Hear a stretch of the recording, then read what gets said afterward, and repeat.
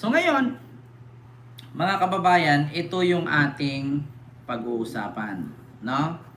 Patungkol dito mga kababayan, kung bakit kumanta itong bagman ni Sarah. Pakinggan nyo mga kababayan, wait lang. Magugulat kayo dito, mga kababayan. Billionaire News, ayan na ba yun? Asa na ba yun? Magugulat kayo dito mga kababayan kung anong rason kung bakit kumanta itong ano ni Sarah. Sa balita Ito po. Ito mga kababayan. Dito tayo bandang 50. Ayan, dito tayo sa bandang 50 ng agenda ng Billionaire News Channel, no? 56 ata 'yun banda. Nalala ko kanina. Ito po 'yun. Ayan, nasaan na ba 'yun? Ito po. Ito po mga kababayan. Sino nga ba si Ramil Madriaga na nag-uugnay kay VP Sara sa mga pogo at drug lords? Nakakulong si Madriaga ngayon dahil sa kasong kidnapping na ayon sa kanyang abogado ay panggigipit lamang. Narito ang agenda report ni Dexter Panggigipit. Alabante. Traidoran pala ito eh. Si Ramil Lagunoy Madriaga, nakilala noon bilang Kuya Ram sa Office of the Vice President, ay dating national convener ng Isip Pilipinas o Inday Sara Ma'am is Stephanie Vice Hilo President po. na batay sa kanyang sinumpang salaysay, sinooy Mayor Inday Sara ang nag-utos sa kanya para itatag noong 2020 bilang paghahanda sa presidential candidacy ng Mayora. Kung pagbabatayan ng kanyang mga post sa Facebook, madalas niyang makapulong sa mga online meeting noon si Ma'am Mayor Alma Sara. Hilo po. Batay din sa affidavit, nagtapos siya ng abogasya noong 1995 pero hindi pumasa sa bar exam noong taong din yun. Nagtapos din siya ng Masters in Management kaugnay ng National Security Administration. 1993 pa, nagtrabaho na umano siya sa Economic Intelligence and Investigation Bureau ng Department of Finance. 2001 naman sa National Security Council at sa Intelligence Service ng Armed Forces of the Philippines o ISAF. Napasok din siya sa NBI at sa Revenue and Integrity Protection Service na isang anti-corruption task force ng DUF na nabuo sa bisa ng Executive Order No. 259 noong 2003. Mula 2016 naman ay nagtrabaho siya bilang Marites intel Hilo po. agent ng mga Duterte. Siya rin ang itinuturong leader umano ng Kidnap for Ransom Group na nakapangalan sa kanya. Nako. Batay sa mga report, notorious ang grupo ni Madriaga dahil sa pag-torture umano sa mga biktima at pinapadala ang larawan sa kamag-anak para makumbinsing magbayad ng ransom. Nako. Dati na siyang nahatulan sa Pasig RTC sa kidnapping taong 1997. Pero binasura ng Supreme Court ang kidnapping for ransom case laban sa kanya at ilang kapwa akusado. Noong July 2023, inaresto si Madriaga dahil sa bagong kasong kidnapping ng 3 Chinese national. Dahilan kaya siya nakapiit sa BGMP facility sa Camp Bagong Diwa ngayon. Ayan. Ito yan. Mga kababayan, narinig nyo. Nakulong siya sa kasong kidnapping ng kidnap for ransom. Pero binasura kaya nakalaya. Ngayon mga kababayan, nakasuhan muli dahil sa kidnapping ng Chinese national. Mga kababayan, ganito po kasi yan. Sa mga hindi po nakakaalam sa kalakaran sa Pogo, Chinese versus Chinese nagkikidnapan dahil sa ransom. Ngayon mga kababayan, saan nangyari ang kidnapping na yan? Sa Philippines. So ngayon mga kababayan, ang nag-utos lang din kay Madriaga dyan ay walang iba kundi yung Chinese din na magpapakidnap din dun sa Chinese na yun para pabayarin nila ng pera at magkapera sila. Ganun yun mga kababayan. So ngayon, nagkataon na yung Chinese na yun ay Pogo Boss. Itong Pogo Boss na yon, nagkaso kasi kinidnap nga di umano yung kaibigan. Sinong nagturo para magkaso? Si Harry Roque. Actually, trabaho talaga niya dito mga kababayan. Trabaho talaga ni Madriaga. Yung kumbaga parang in call, alam nyo yung ganon, yung parang call boy, tatawagan mo pag libog ka. Alam mo yung ganon mga kababayan? Para mabilis yung maintindihan. Kapag ikaw libog, tatawag ka ng callboy para maglibugan kayong dalawa. Ganon ang style ni Madriaga. Halimbawa ako, isang businessman. Kumikita ako sa pamamagitan ng magpapa-kidnap ako ng mga mayayaman tapos ipaparansam. Ngayon, maghahanap ako ng kidnapper. Sino ba? Sige yan. Halimbawa, nakontak si Madriaga. Ito Ken, hold up, kidnapin mo si anak ni Ma'am Rian. Parang for hire ba? Ganon. Kasi si Ma'am Rian, bilyonaryo yan. Kidnapin mo. Tapos ngayon, tatawag tayo. Magbigay ka ng 100 million. Ngayon mga kababayan, ako na si Ken, si Ma'am Rian, kaibigan ko yan, pero trinaydor ko. Ngayon nung nabisto, ni Ma'am Rian na ako ang nag-utos, nilaglag ko si Madriaga. Ngayon nung nilaglag ko si Madriaga, nagka-vibes na kami ni Ma'am Rian, si Madriaga ang nakulong. Intindihan niyo mga kababayan? Si Madriaga ngayon ang nakulong. So ngayon mga kababayan, sa madaling salita, ako si Ken, tapos kaibigan ko si Harry Roque. Diba? Tapos si Ma'am Rian, kaibigan din ni Harry Roque. Ngunit mayaman si Ma'am Rian, bilyonaryo siya. Kinidnap ko yung anak niya sa utos ko kay Madriaga. Ngayon nung nangyari, nung nagkabulilyasuhan na, nag-advise ngayon itong si Roque na kaibigan ko at kaibigan ni Ma'am Rian na kasuhan si Madriaga. Pero si Madriaga doon, biktima lang kasi inutusan ko para pagkapirahan si Ma'am Rian. Ang nangyari mga kababayan, sa sobrang inis ni Madriaga, bakit ninyo ako ginaganito? Na instead inutusan mo lang naman ako yung nakulong, tapos kaibigan mo yung kidnapin yung anak para magkapera ka. Ngayon inipit ninyo akong dalawa. Pues, ikakanta kita. Eto na, mga kababayan. Continue natin continue natin. National. Dahilan, kaya siya nakapiit sa BGMP facility sa Camp Bagong Diwa ngayon. Si Attorney Harry Roque ang abogado ng mga biktima. Ayon sa abogado ni Madriaga. Si Attorney Harry Roque ang abogado doon sa mga Chinese na kinidnap ni Madriaga. Di ba? Gets niyo agad. Diba? Ang bilis intindihin, no? Si Roque ang abogado nung kinidnap ni Madriaga. Ngayon, sino bang nag-utos na kidnapin yung dalawang Chinese? Yung kaibigan din ni Harry Roque, di ba? Putang ina, di ba? Nakakaputang ina. O kung ikaw si Madriaga, hindi ka ba maghigante? Hindi ka ba re-resback? Biruin niyo, hindi ka ba re-resback? Di ba? Si Harry Roque, abogado nung Chinese na kinidnap ni Madriaga. Pero yung nag-utos kay Madriagang kidnapin yung Chinese, kaibigan din ni Roque. Kaya sabi ni Madriaga, putang ina, parang ako ginawang tanga nito Nagkapera yung kaibigan ni Roque, tapos ending si Roque kinampihan yung kinidnap ko, tapos ako yung nakulong. Ano to? Lukuhan to, tangahan to ginagago ako nito. Kaya mga kababayan, yung mga pinakalat ng DDS ngayon na siniraan daw si Sara, hindi daw totoo, di ba? Todo protekta agad si Roque, nag-live agad. Di ba? Todo live agad, pinaliwanag, huwag maniwala dyan sa paninira ni Madriaga. Dyan kay Sara Duterte, putang ina mo Roque, lahat ng problemang to si Roque. Kaya nga sabi ko sa inyo mga kababayan, kaya to si Roque dikit na dikit sa mga Duterte kasi isa din ito sa, sabi ko sa inyo, kaya nga dapat nga kinasuhan siya ng human trafficking Mga kababayan, nakita ninyo? Ulitin ko ulitin ko. Ito. Mag-anak para makumbinsing magbayad ng ransom. Dati na siyang nahatulan sa Pasig RTC sa kidnapping taong 1997. Pero binasura ng Supreme Court ang kidnapping for ransom case laban sa kanya at ilang kapwa akusado. Noong July 2023, inaresto si Madriaga dahil sa bagong kasong kidnapping ng 3 Chinese national. 3 Chinese. Dahilan, kaya siya nakapiit sa BGMP facility sa Camp Bagong Diwa ngayon.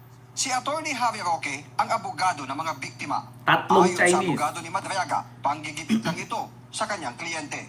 Simula lahat ng problema niya na to, nung time na idemanda niya si Attorney Harry Roque, doon na nagsimula problema niya. Ayan. So, feeling niya talaga, nakadagan yung problema sa kanya, pinagtulong-tulungan siya, pinabayaan siya, inabandona. At ang sabi niya, ilalabas kayo nalalaman ko tungkol sa usapin na yan. Gusto ko rin malaman ng taong bayan kung ano talaga yung galawan pagdating sa pera at iba pa mga sensitibong bagay na nandun sa affidavit talaga. Kita nyo, mga kababayan? Ang bilis lang intindihin, di ba? Sa madaling salita, mga kababayan, si Harry Roque na naman ang kadahilanan. Si Harry Roque din ang kadahilanan na kung bakit si Digong hindi nakauwi ng Pilipinas dahil challenge ni Harry Roque na kasuhan ang Dutch government. Dahil bakit kinidnap si Digong? Kaya galit na galit si Koopman dyan, animal na yan eh. Yeah? Oh, alam nyo na, mga kababayan. Kaya si Koopman galit na galit dyan, animal na Harry Roque na yan. Hinamon niya ang Dutch government na kasuhan kasi kinidnap si Digong. Saan ka nakakitang kinidnap na may warrant? Kaya sabi ni Koopman, putang inang Harry Roque na to.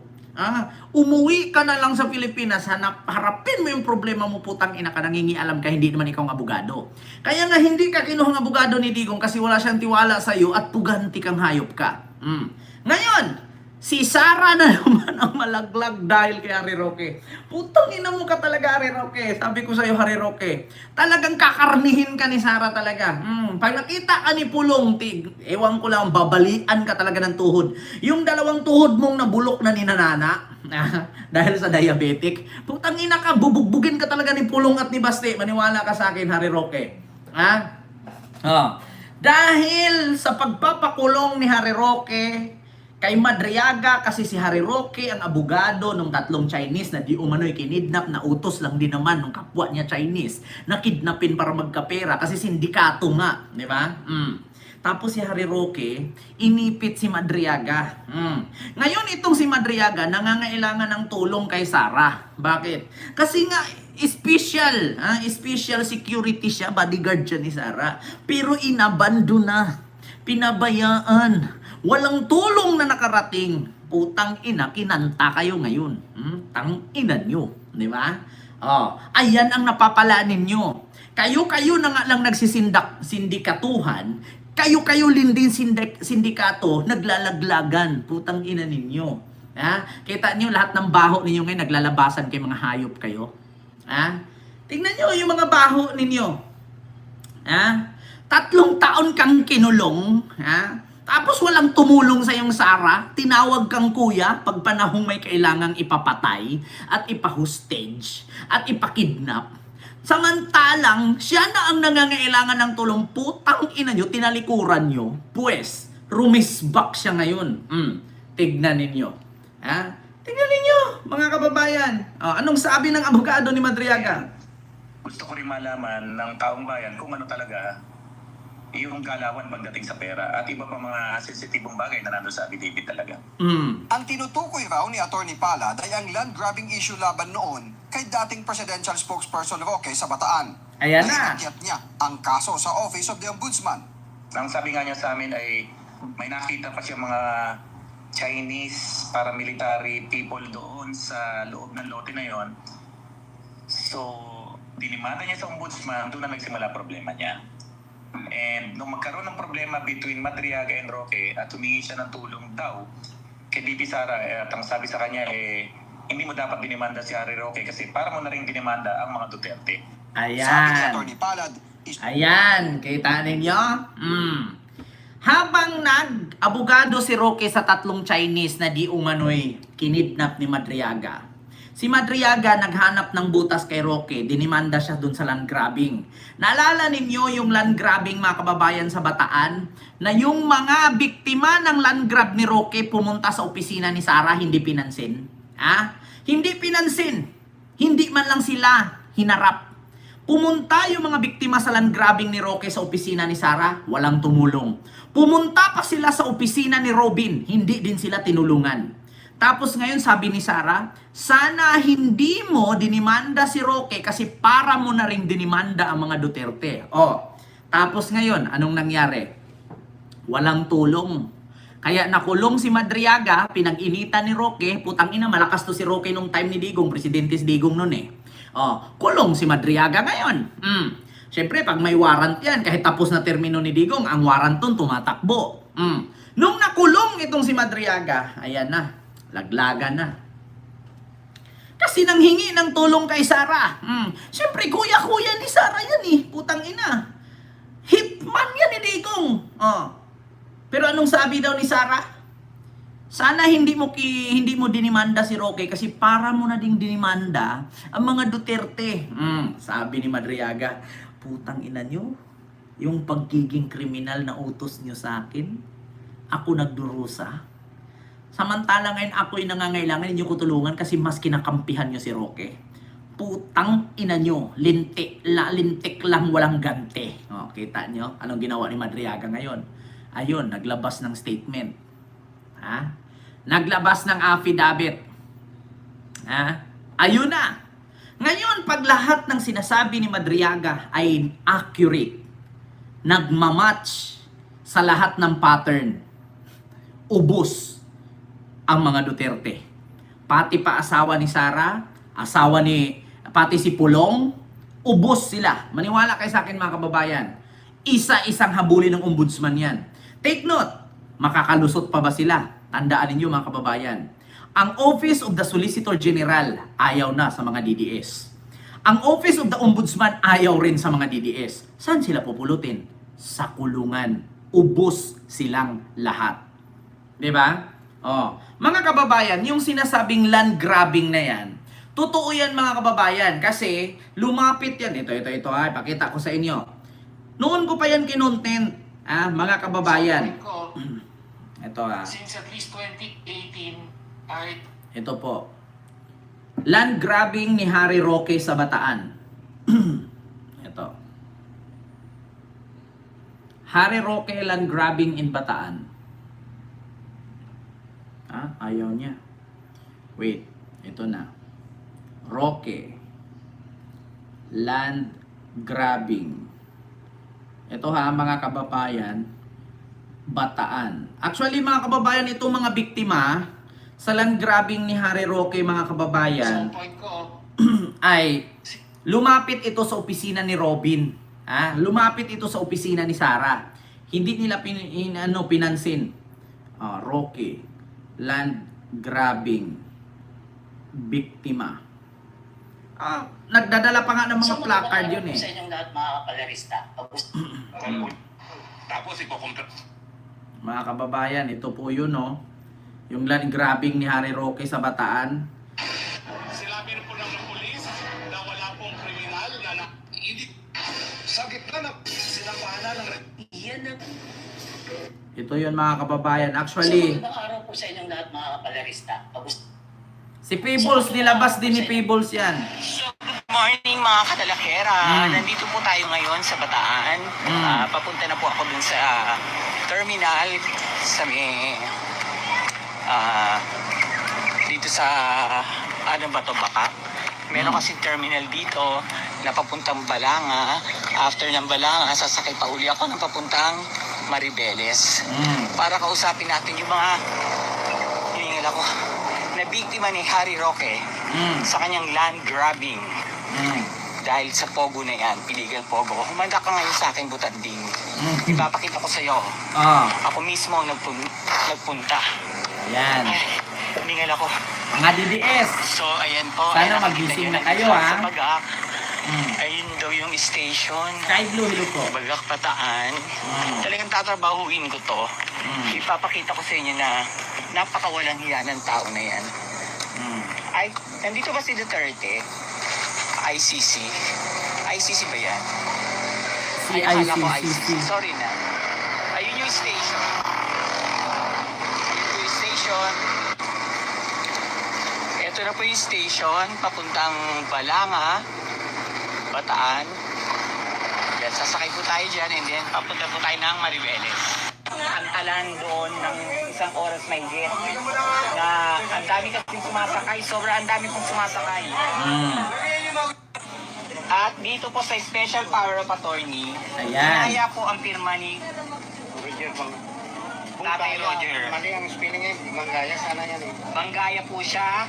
Bangkaya siya, ginawang bongkaya. Kaya halatang pineke ang pirma. Ayan. Para lang masabing na ibenta ni tatay yung lupa niya.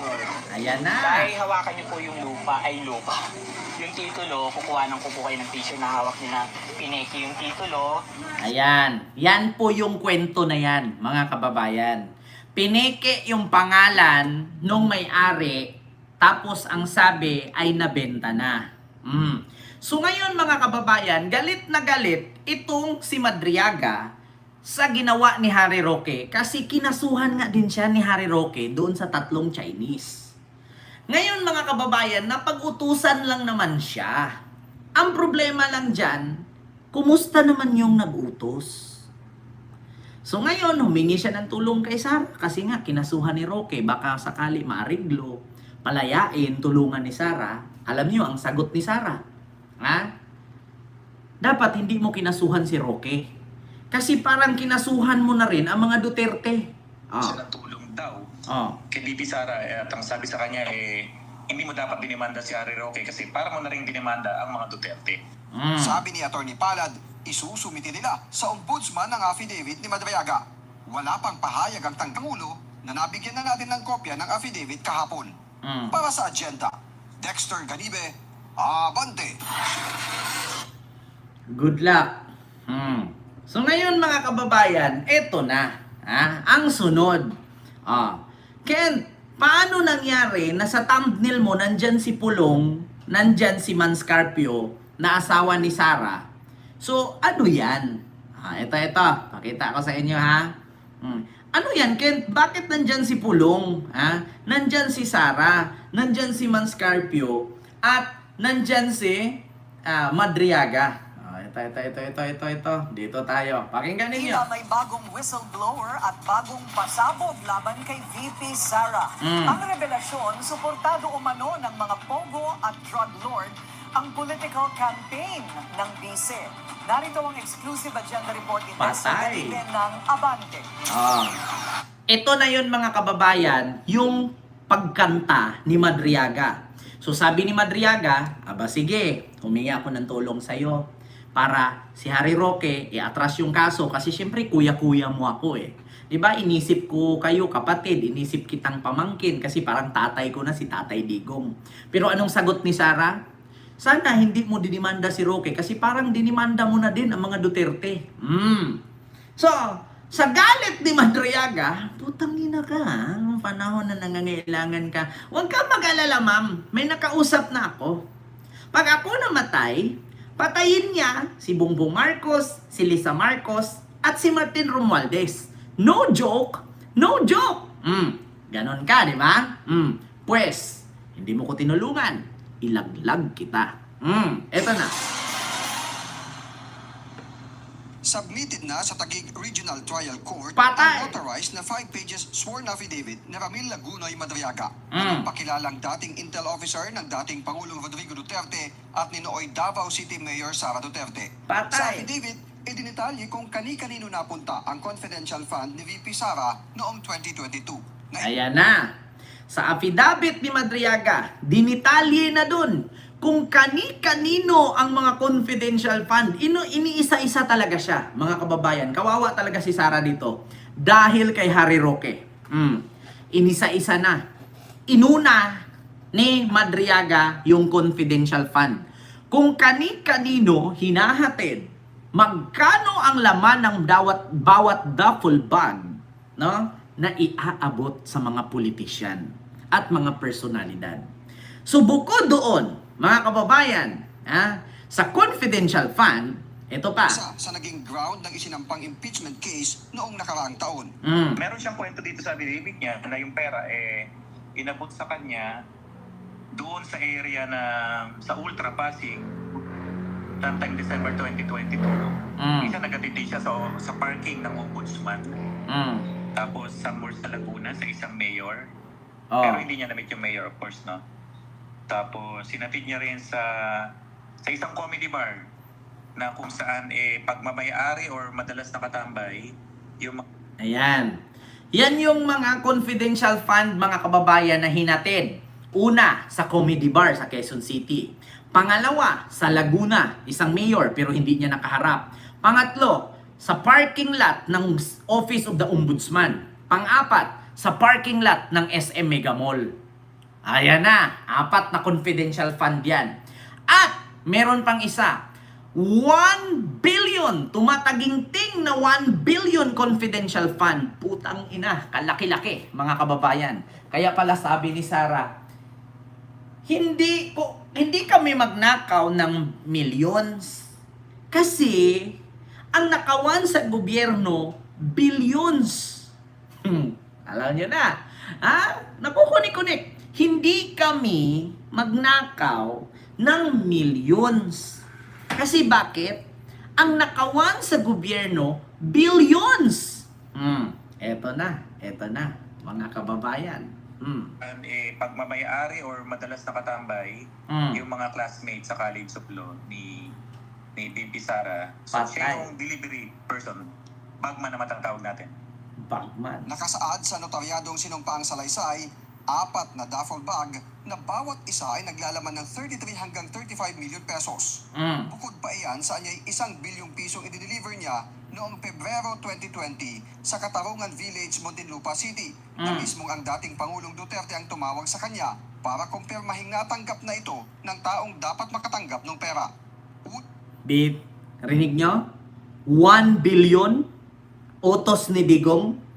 Kaya yan yung tira-tira sa duffel bag sa loob ng Malacanang. Kita, ulitin ko ha. 1 billion inutos. Ulitin ko ha, pakinggan nyo. Sa notaryadong sinumpaang salaysay, 4 na duffel bag na bawat isa ay naglalaman ng 33 hanggang 35 million pesos. Bukod pa iyan sa anya'y 1 bilyong pisong i-deliver niya noong Pebrero 2020 sa Katarungan Village, Muntinlupa City. 1 billion idiniliber niya sa Katarungan Village sa Muntinlupa City sa utos ni Digong. Putang ina.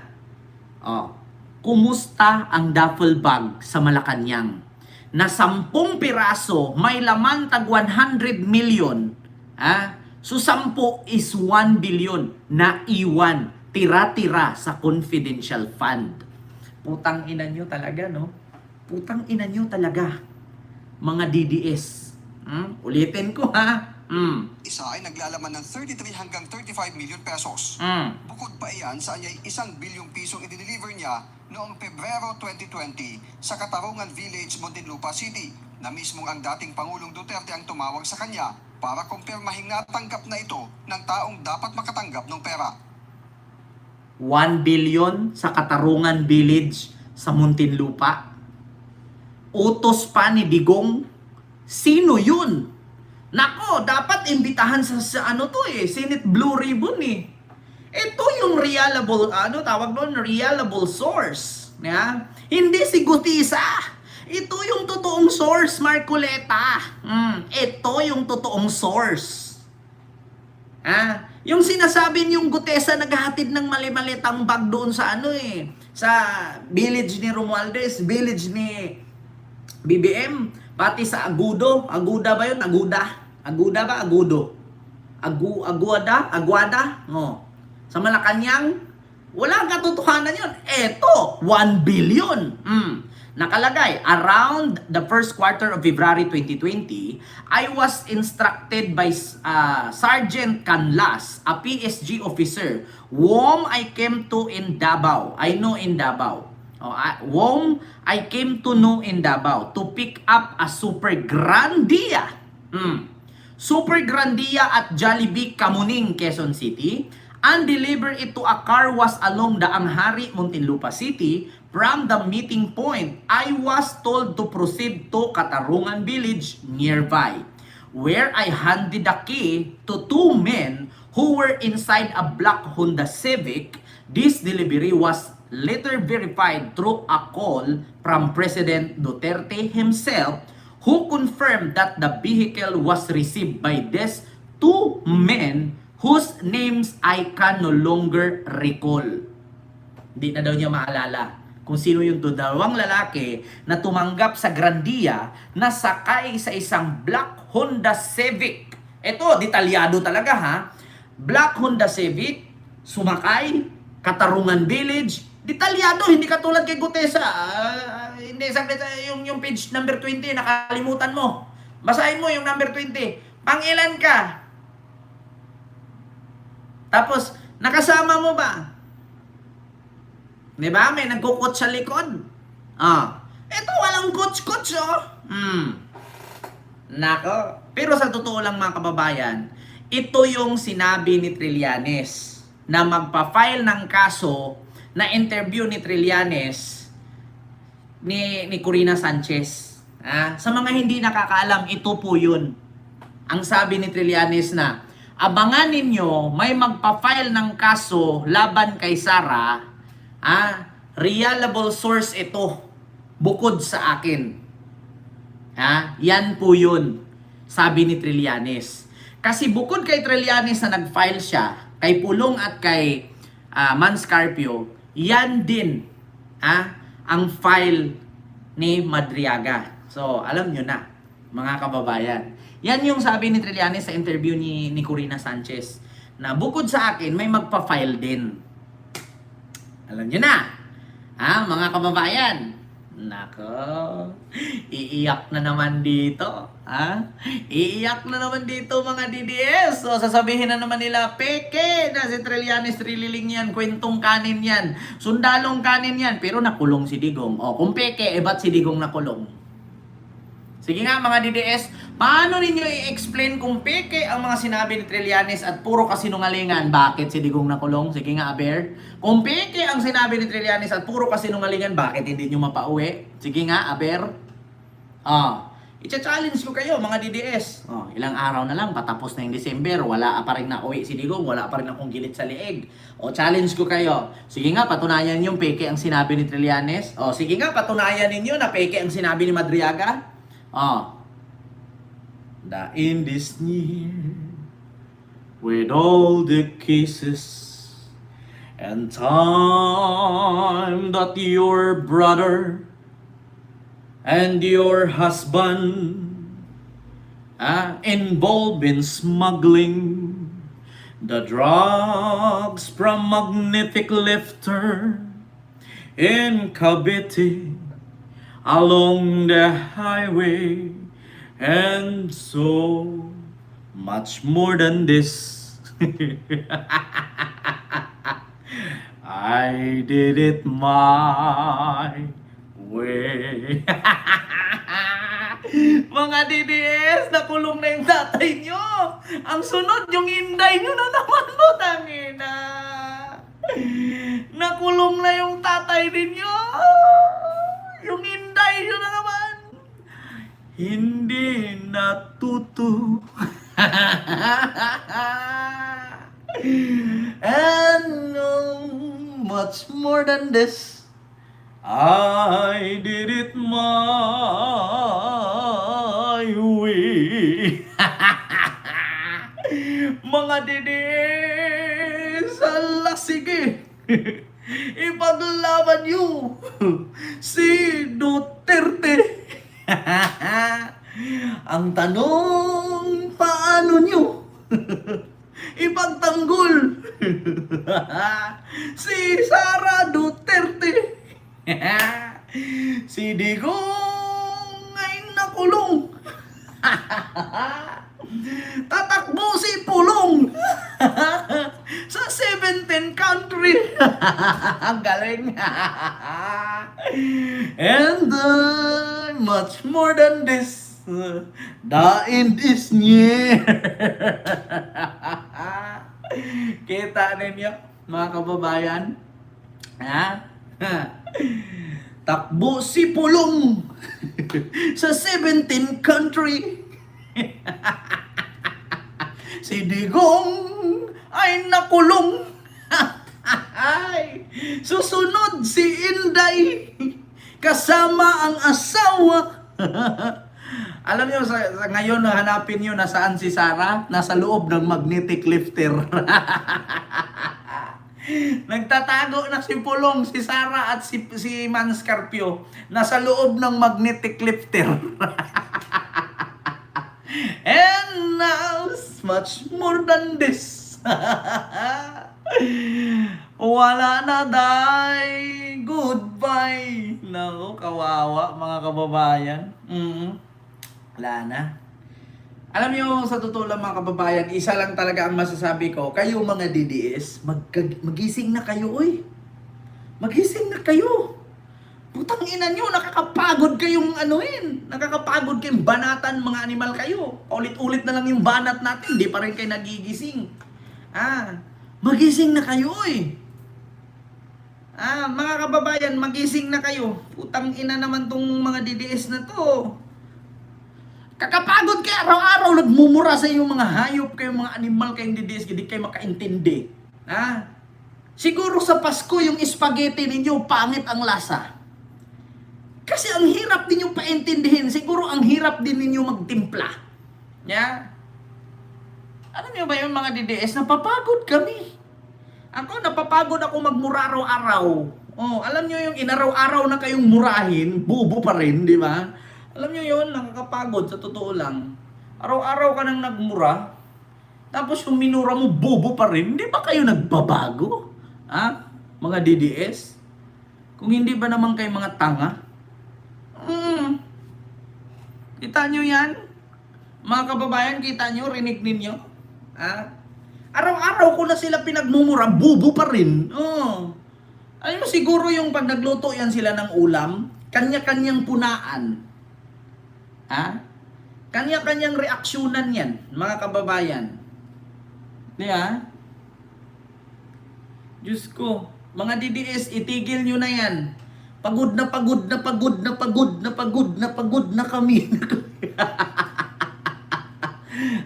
Mga DDS, pagod na pagod na pagod na pagod na kami. Kami ay apoy na hindi mapatay.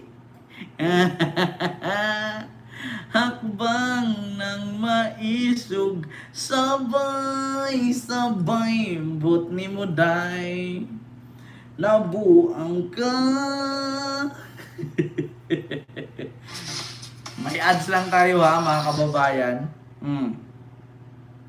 Ay, Diyos ko. Mga DDS, itigil nyo yan.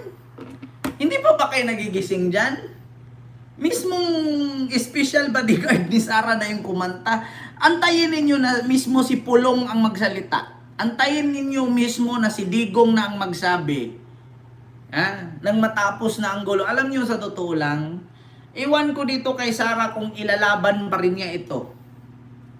Wala na, Day. Wala ka ng credibility, Day.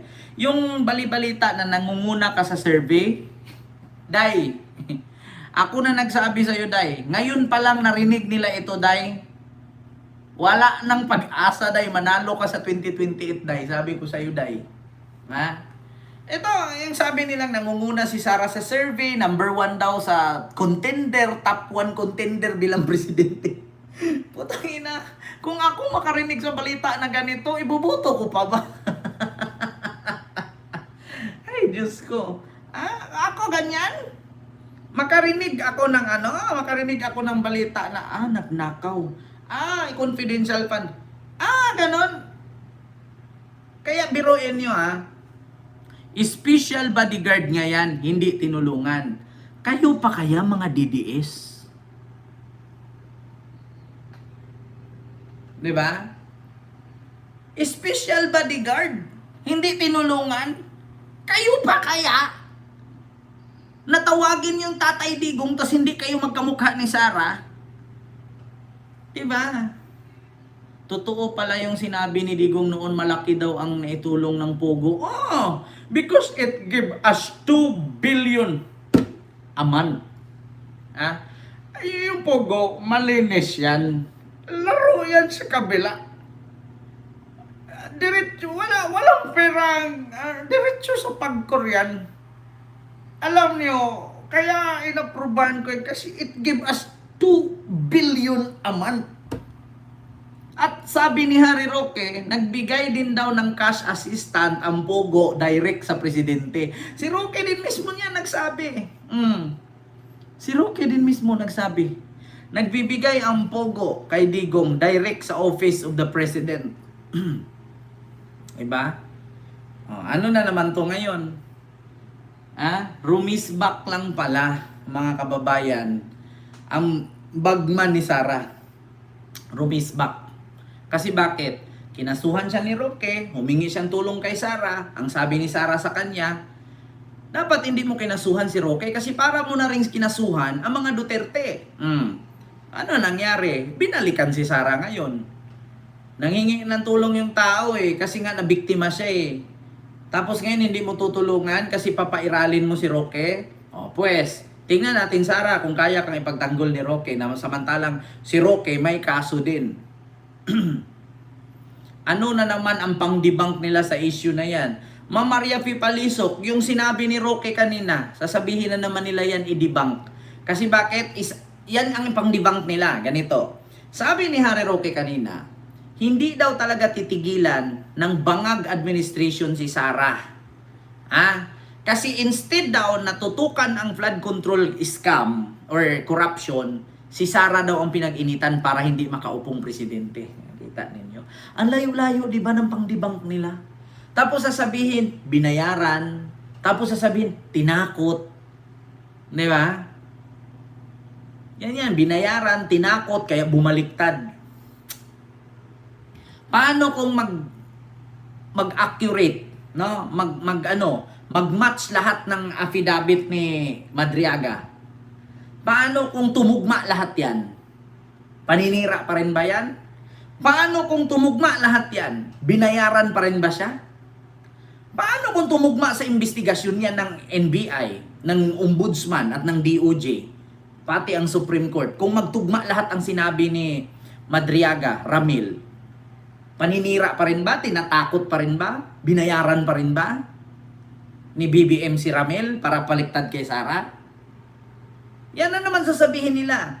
Binayaran, tinakot, or ginipit. Kaya bumaliktad. So ibig sabihin sa salitang kaya bumaliktad, so ibig sabihin totoo, aminado kayo. Dapat ang sabi niyan, binayaran, tinakot, or ginipit. Kaya nagsalita. Ganon yon. Pag sinabi niyong binayaran yan tinakot yan ginipit yan kaya bumaliktad. So ibig sabihin totoo kasi may salitang bumaliktad Diba? Nako. Pero mga kababayan, yun lang po